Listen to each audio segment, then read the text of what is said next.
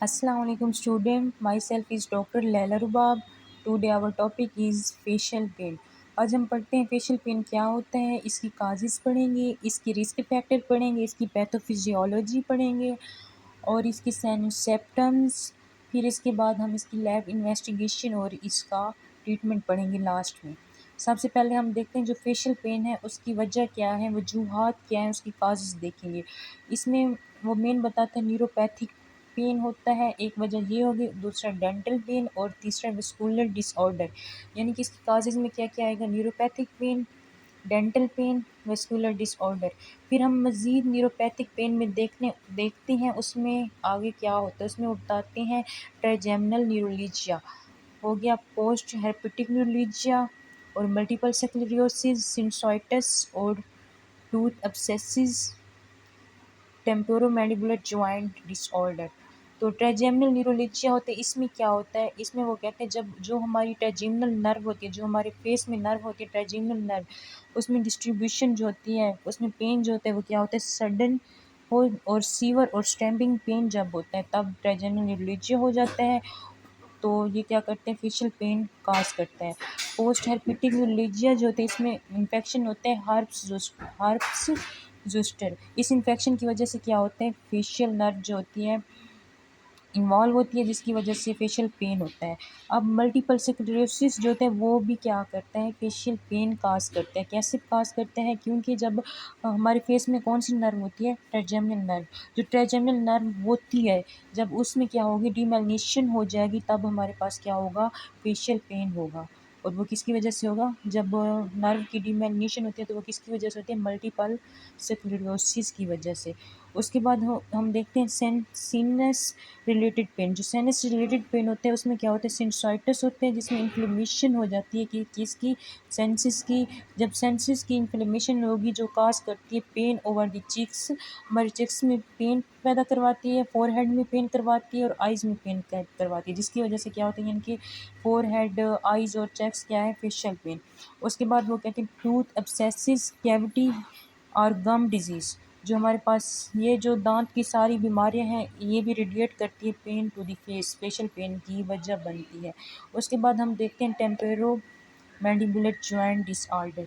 इसमें वो कहते हैं जो हमारे पास डिस्फंक्शन डिस्फंक्शन और इन्फ्लेमेशन हो जाती है जा जॉइंट की, किसकी, जो हमारा जा जॉइंट होता है, जब उसमें जा जॉइंट में डिस्फंक्शन आ गया कोई भी, या उसमें इन्फ्लेमेशन आ गई है किसी भी वजह से, तो ये क्या करते हैं, ये पेन काज करते हैं किसमें, जा में, एयर में और टेम्पल रीजन में। अच्छा, उसके बाद उसकी जो और काज है वो है ट्रॉमा और इंजरी। और जो हमारे पास न्यूरोपैथिक पेन में वो कहते हैं फेशियल पेन जो होते हैं वो ट्रॉमा या इंजरी की वजह से भी हो सकते हैं। ट्रॉमा या इंजरी जैसे कि हमारे पास फेशियल फ्रैक्चर्स हो गया, सॉफ्ट टिश्यू इंजरीज होगी या सर्जरी जो होगी वो क्या करती है, पेन काज करवाती हैं। उसके बाद वो कहते हैं क्लस्टर हेडेक। जो हमारे पास क्लस्टर हेडेक्स होते हैं जिसमें सीवर यानी कि वन साइडेड पेन होता है, डेट अकर्स अराउंड द आई और टेम्पल रीजन। जो हमारे आई के इर्द गिर्द वन साइड पे पेन होता है वो भी क्या होता है, फेशियल पेन। उसके बाद वो कहते हैं वस्कुलर डिसऑर्डर। वस्कुलर डिसऑर्डर में वो कहते हैं जेंट सेल आर्टरीज और एटापिकल फेशियल पेन। अब हमने इसकी काजेज पढ़ ली, तीन तरह की होती हैं, ट्राइजेमिनल न्यूरोलजिया, मल्टीपल स्क्लेरोसिस और डेंटल पेन। अब हम इसके रिस्क फैक्टर पढ़ेंगे। रिस्क फैक्टर में सबसे पहले age, gender, infection, dental issues और ऑटो इम्यून कंडीशन।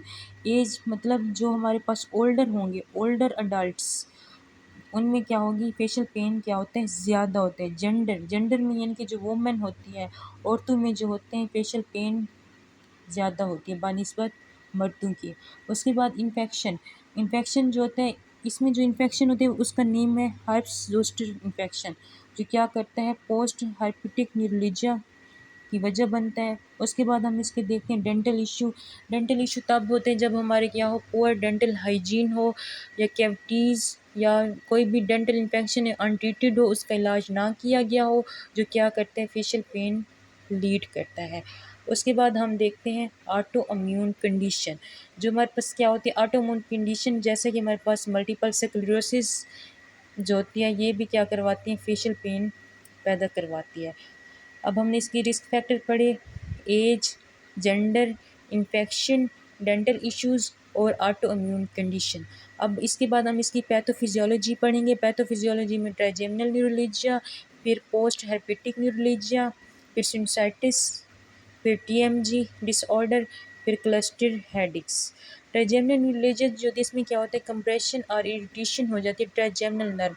जो हमारी ट्राइजेमिनल नर्व होती है, हमारे फेस में जो नर्व होती है ट्राइजेमिनल नर्व, जब उसमें कोई भी इरिटेशन या कंप्रेशन आ जाती है, जिसकी वजह से क्या होता है, ब्लड वेसल जो होती है वो लीड करती है अबनॉर्मल इलेक्ट्रिकल एक्टिविटी।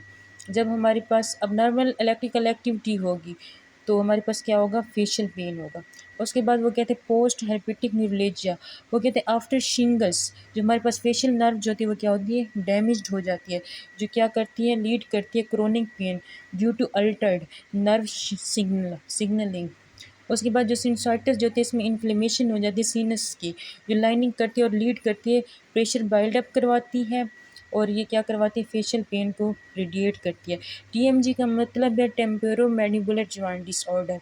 इसमें वो बताते हैं जो अबनॉर्मल मूवमेंट या डिजनरेशन होती है टेम्पोरो मैंडिबुलर जॉइंट की, वो भी फेशियल पेन की वजह बनती है। क्लस्टर हेडेक मैंने जैसे आपको ऊपर बताया, यानी कि जो हमारी आई है उसके इर्द गिर्द वन साइड पे जो पेन होते हैं उसको हम क्या करेंगे, क्लस्टर हेडेक्स। पैथोफिजियोलॉजी में हमने क्या क्या पढ़ा, ट्राइजेमिनल न्यूरोलजिया देखा, post herpetic neuralgia, sinusitis, TMJ disorder, cluster headache. उसके बाद हम इसकी देखते हैं sign and symptom. Sign and symptom में सबसे पहले हम देखेंगे ट्राइजेमिनल न्यूरोलजिया में क्या होता है। जो हमारे पास ट्राइजेमिनल न्यूरोलजिया होता है इसमें हमारे पास sudden electric shock like pain होता है। कौन सा पेन होता है, sudden electric shock like pain, जो क्या होता है, वन साइड ऑफ फेस पे होता है। और ये क्या होते हैं, ज़्यादातर जो होता है किसके दौरान होते हैं, एक्टिविटी, यानी कि जब हम बोल रहे होते हैं, स्पीकिंग कर रहे होते हैं, या च्यूइंग या भी किसी चीज़ को हम चबा रहे होते हैं, तब जो हमारे पास पेन होता है वो क्या होता है, ट्राइजेमिनल न्यूरोलजिया। उसके बाद पोस्ट हेर्पेटिक न्यूरोलजिया, इसमें इसकी अलामात सेप्टम में क्या होगा, बर्निंग होगी, इचिंग पेन होगा। कौन सा पेन, बर्निंग या इचिंग पेन होगा। अच्छा, उसके बाद वो कहते हैं सिनुसाइटिस। सिनुसाइटिस में कौन सा पेन होगा, फेशियल पेन जो होता है सेंसेस के अराउंड होता है, इसमें फ़ीवर वगैरह हो जाता है। और टीएमजी डिसऑर्डर, इसमें पेन और टेंडरनेस जो होती है वो जाम में होती है, जो हमारा जाव होता है उसमें जो पेन होगा या टेंडरनेस होगी। और इसमें किस तरह की अलामत आएंगी, क्लिकिंग और पॉपिंग साउंड होगी। कौन सी साउंड आएंगी, क्लिकिंग और पॉपिंग साउंड होगी। कब आएगी, जब ओपनिंग होगी, ओपनिंग या क्लोजिंग दी माउथ, जब यानी कि हम अपना माउथ ओपन या क्लोज कर रहे होते तब हमें एक साउंड सुनाई देगी, जो साउंड का नेम क्या है, क्लिकिंग और पॉपिंग साउंड, जिसकी वजह से वो क्या करवाती है, पेन और टेंडरनेस पैदा करवा देती है जाम में, जो क्या करवाते हैं, फेशियल पेन की पैदा करवाते हैं। उसके बाद क्लस्टर हेडेक। क्लस्टर हेडेक जैसे कि मैंने ऊपर आपको बता दिया है कि वन साइड पेन, यानी कि एक ही आँख होगी, हमारी आई होगी, उसके इर्द गिर्द जो पेन होता है उसको क्लस्टर हेडेक कहते हैं। अच्छा, उसके बाद डेंटल पेन। डेंटल पेन की किस तरह का होगा, शार्प होगा, थ्रॉम्बिंग पेन होगा। हमने अब क्या पढ़ा, साइन एंड सेप्टम पढ़ ली। अब हम पढ़ते हैं लैब इन्वेस्टिगेशन। लैब इन्वेस्टिगेशन में एमआरआई और सीटी स्कैन सबसे पहले करवाएंगे। एमआरआई और सीटी स्कैन क्यों करवाएंगे, असेस करने के लिए नर्व कंप्रेशन को, ट्राइजेमिनल न्यूरोलजिया की इनकी स्ट्रक्चर अबनॉर्मलिटीज़ को चेक करने के लिए। और अदर काजेज़ जो होती है फेशियल पेन्स की, वो ट्यूमर्स और एन्यूरिज्म होती है। उसके बाद हम सीनस एक्सरे और सीटी स्कैन करेंगे। किसके लिए ये करवाएंगे, ये असेस करने के लिए, फॉर सिनुसाइटिस, ब्लॉकेज और इन्फ्लेमेशन के लिए। जब हम एमआरआई और सीटी स्कैन करवा लेंगे, हम उसमें क्या करवाएंगे, और करवाएंगे ब्लड टेस्ट। ब्लड टेस्ट में कौन से टेस्ट करवाएंगे, ईएसआर और CRP. ESR stand for erythrocyte sedimentation rate और CRP stand for C reactive protein. और ये टेस्ट हम क्यों करवाएंगे, ये हम इन्फ्लेमेशन को चेक करने के लिए करवाएंगे। उसके बाद हम कौन से टेस्ट करवाएंगे, antibody test to check for auto immune condition if multiple sclerosis और another system condition is suspected. जब हम इसके एंटीबॉडीज टेस्ट करवा लेंगे तो उसके बाद हम उसकी डेंटल एग्जामिनेशन करवाएंगे। वो कैसे करवाएंगे, एक्सरे करवा के। उसके बाद हम उसकी नर्व कंडक्शन टेस्ट करवाएंगे, नर्व वगैरह का टेस्ट करवाएंगे। हम इसके टेस्ट में कौन कौन से करवाएंगे, MRI, CT scan, sinus X ray और CT scan, blood test, erythrocyte sedimentation rate, ESR, CRP करवाएंगे, एंटीबॉडीज़ टेस्ट, डेंटल एग्जामिनेशन और नर्व कंडक्शन टेस्ट। अब हमने जब इसके टेस्ट करवा लिए हैं, अब हम लास्ट में क्या करते हैं, इसका ट्रीटमेंट पढ़ते हैं। ट्रीटमेंट में हम देखते हैं न्यूरोपैथिक पेन मैनेजमेंट जो होती है उसमें क्या होता है ट्राइजेमिनल न्यूरोलजिया। ट्राइजेमिनल न्यूरोलजिया में हम सबसे पहले क्या करवाएंगे anti convulsant. Anti convulsant drugs use करेंगे। कौन सी ड्रग्स होंगी इसकी नेम क्या है कार्बाजीपैन और गैबापेंटिन। ये हम यूज़ करेंगे किस लिए यूज़ करेंगे रिड्यूसिंग नर्व पेन।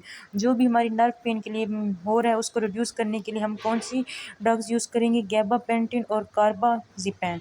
उसके बाद हम सर्जिकल ऑप्शन यानी कि मैक्रोवास्कुलर डिकम्प्रेशन है। अगर हमारे पास केसेस जो है वो बहुत ही सीवर है और मेडिकेशन इनइफेक्टिव है, मेडिकेशन से पेशेंट को कोई भी फ़र्क नहीं पड़ रहा, तब हम उसकी क्या करवाएंगे सर्जरी करवाएंगे।